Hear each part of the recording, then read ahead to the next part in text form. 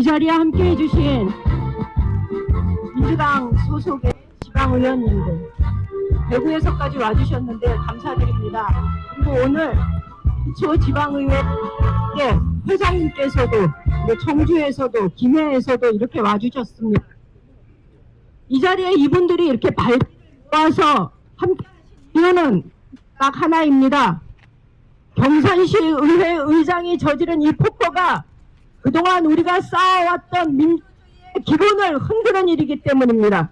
지난주에 우리가 접한 경산시 의회에서 벌어졌던 일을 보면서 참 경악을 금치 못했습니다. 어떻게 이런 일이 벌어집니까? 일반적으로 국회에서 발언하는 사람이 발언권을 얻어서 발언할 때 그 내용이 마음에 안 들면 의원들이 항의하는 모습은 우리가 TV를 통해서 많이 봤습니다. 항의를 하다가 그래도 그 내용이 정말 마음에 안 들면 의원들이 퇴장합니다.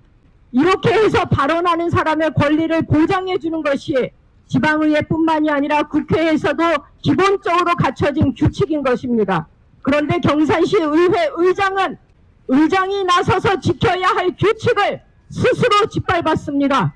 의원의 발언권을 제재하고 그것을 넘어서서 사람을 시켜서 끌어내다니요. 도저히 있을 수 없는 일입니다. 거기다가 의회 사무과장님 잘못하셨습니다. 의장이 의회 회의 규칙을 몰라서 그렇게 마이크를 끄고 끌어내려야 된다고 제지를 하라고 명령을 하면 과장님 그간 의회 경험 몇 년입니까? 의장님 이래선 안 됩니다 라고 분명하게 이야기할 수 있어야 됩니다. 그것이 의회 사무과장의 역할입니다. 과장님도 그 역할 제대로 못하셨습니다. 그러니 경산 시민들과 전국의 지방의원들한테 과장님도 사과하셔야 됩니다. 이경원 의원이 다른 말을 한 게 아닙니다.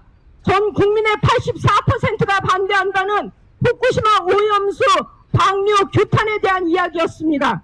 경산 시민들이 입을 다물고 있다고 해서 경산 시민들이 방류를 찬성하는 게 아닙니다.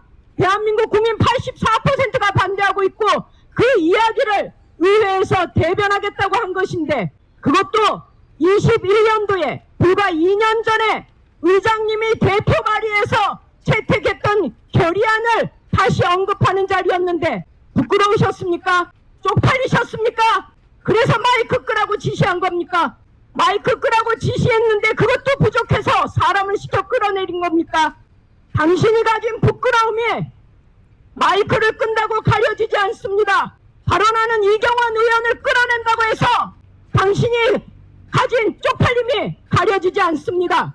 당신이 한 행동은 경산 시민들의 발언을 짓밟는 일입니다. 그런데도 참으로 안타까운 일은 지금 이러한 일들이 경산시 의회에서만 벌어지는 일이 아니라는 겁니다.